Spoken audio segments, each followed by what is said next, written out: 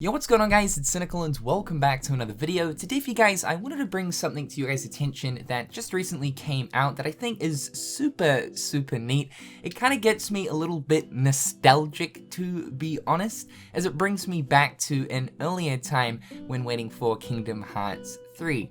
So this year, as we know, it's a big year for Kingdom Hearts. It's the 20th anniversary for the series, but Square Enix are also celebrating another big anniversary this year for one of their other very well-known IPs, that being Final Fantasy. Specifically speaking, Final Fantasy VII. It is actually celebrating its 25th anniversary, which also means that it is overall the 35th anniversary of the Final Fantasy franchise.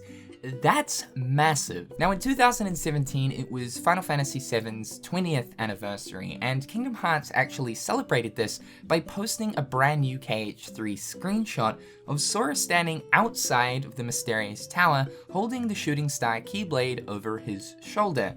This whole screenshot setup is a replication of course, the iconic Cloud screen of Cloud standing outside of the Shinra headquarters with the Buster Sword over his shoulder. Keeping in mind, this was during a time where, when anything Kingdom Hearts 3 would come out, even if it was just a simple screenshot to celebrate another franchise's birthday anniversary, us Kingdom Hearts fans were just absolutely hungry for anything, whether it be a simple description, screenshot, little breadcrumb, literally anything. So to see this was absolutely fantastic. However though, because of the fact that it is the 25th anniversary for Final Fantasy VII now, and due to the fact that Final Fantasy does have connections to that of Kingdom Hearts, specifically looking at 7, there has been another brand new Kingdom Hearts 3, I guess you could say, celebration picture that Square Enix have put together to celebrate the 25th anniversary. This is it right here.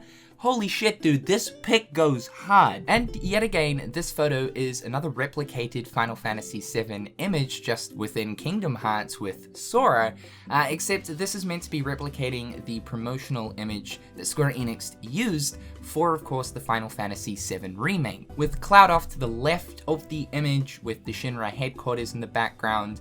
Of course, in the original FF7 Remake image, we have Sephiroth, but here for the Kingdom Hearts 3 version, it's the exact same setup. It looks absolutely amazing, especially if you actually put this image side by side with the 20th anniversary celebration image that KH did in this one. You can really see the absolute visual progress that Square made towards KH3. The game really did glow up. But this is super cool. I mean, this is Sora standing in Scarlet Kylum with the castle in the background. This is also during, I believe, the segment of the final Xehanort battle where Scarlet is sort of completely ripped apart. The added lights that they've chucked over onto the Scarlet Castle works perfectly to replicate that FF7 Remake image.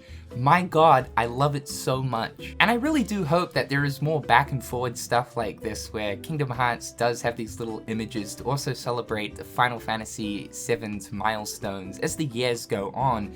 As of course, specifically when we look at Final Fantasy VII, it does have some pretty heavy ties to Kingdom Hearts, with Cloud and Sephiroth being in Kingdom Hearts since the very beginning. It still ruins me to this day that we didn't get any Cloud and Sephi continuation in number 3. My god, I still cry myself to sleep every night over this. But here's hoping for the next saga of Kingdom Hearts, we do get to see exactly what happened to both Cloud and Sephiroth within the Kingdom Hearts universe after Kingdom Hearts 2, because as far as that goes, it's still in the realm of unknown.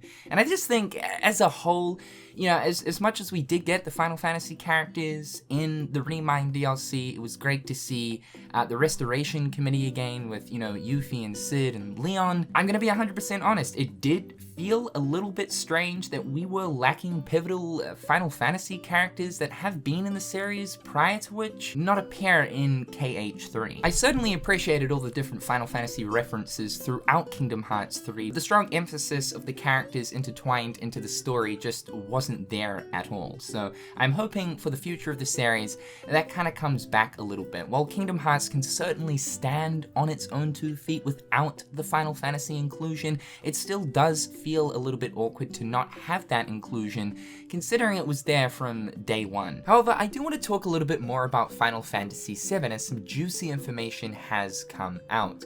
Now, first things first, there was a live stream held earlier on today with Kitase as well as Nomura, just kind of talking about a few things towards the first soldier and I guess the year ahead. Now, a lot of people have been sort of worried because there hasn't really been much talk on the 25th anniversary or plans towards some kind of special event, or if anything's happening or some new news towards 7. And during this little live stream, thanks to Audrey over on Twitter, he's kindly translated what Kitase said during the stream. He mentioned Final Fantasy VII Remake Part 2 news. I wonder if we can even drop news this year, and people apparently responded with, "You can't," and he followed up with saying, "Ah well, I guess we'll announce more news later this year," which I guess means we're in for some potential Part 2 information, which gets me absolutely ecstatic, especially with the way that the remake ended with Zack there. I just have to know more about what's going on with the whole timeline thing.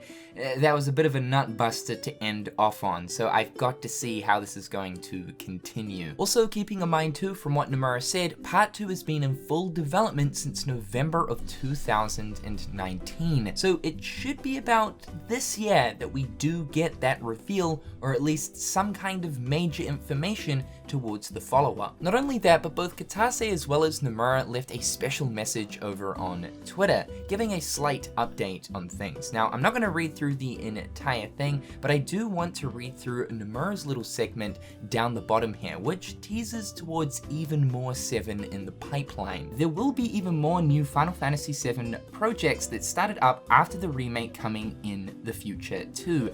The team sees this 25th anniversary as a waypoint on our journey with Final Fantasy VII, and will continue pressing ahead to even greater things, so please keep supporting us going forward. Now, as we of course know, the continuation of the compilation of Final Fantasy VII is moving forward and is heavily picked up since the release of the Final Fantasy VII Remake, in which of course we know there is going to be a part 2. Now, that gets my nipples absolutely hard, mainly because of the fact that I never experienced the original Final Fantasy VII. The main point being is that I didn't grow up with it, and also too, personally, I just can't do turn-based games.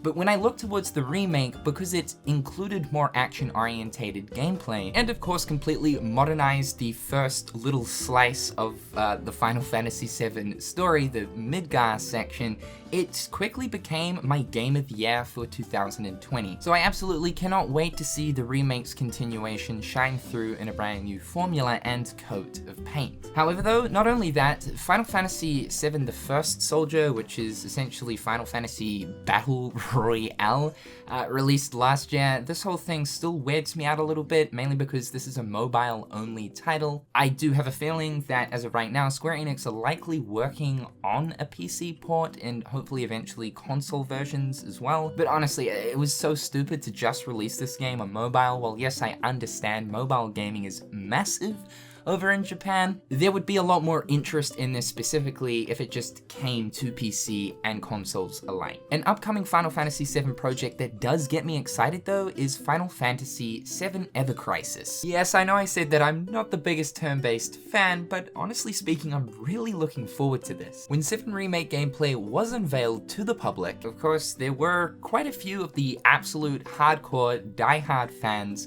that were a little bit disappointed just due to the shift of the gameplay style, moving from turn-based into a more action-orientated sense. Well, yes, in the 7 remake, there is an option to go into like classic mode, which tries to retain that sort of classic turn-based feel within the gameplay, but through and through, 7 Remake still leans more towards an action RPG more than anything else. Now, although 7 Ever Crisis is a mobile title, and yet again, I do hope that this does come to PC. I would honestly love to be able to experience this specifically on my Nintendo Switch. I think something like this on Switch just fits the bill perfectly. 7 Ever Crisis is like the classic Final Fantasy VII experience, but remade. From the navigation of the actual areas to that of the gameplay in itself, it's pretty much for the most part a remake of the original formula of Final Fantasy VII. And it's great to see that like a lot of die-hard fans have actually been praising this in a sense, saying that this is truly what we wanted out of the remake, which is kind of funny.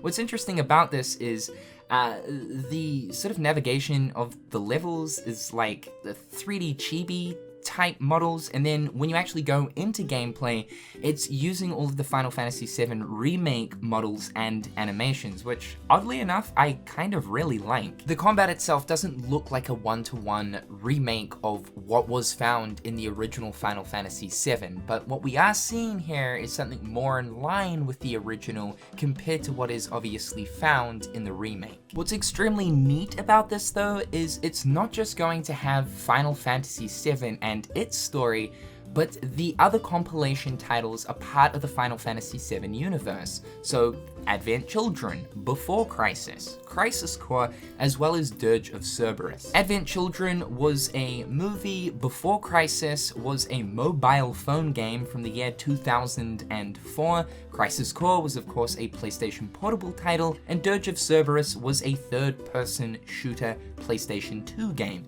So it's going to be really interesting to see how they sort of translate all four of these titles, as they were all vastly different, even pieces of media for some cases, into that classic type turn-based style. And in a sense, there is going to be a Final Fantasy VII title that is the complete package containing all of those different stories. I really hope that Square Enix don't release this as like an episode thing where you have to buy each episode or each little part per se, with kind of what they did with Final Fantasy 15 Pocket Edition. I hope they release one version, one and done version where you pay one time, you get the whole package. Fingers crossed. But even with Remake Part 2, Ever Crisis, that is meant to come out this year, and the continually updated First Soldier, Nomura has confirmed that there are even more 7 projects in the works. So the compilation of Final Fantasy VII is very much alive these days. I thought it's also worth mentioning too that with the tweet that they sent out revealing the 25th anniversary logo, which I just gotta quickly say, oh my god, what a sexy logo. New Tetsuya Nomura artwork of Cloud, Zack, and Sephiroth,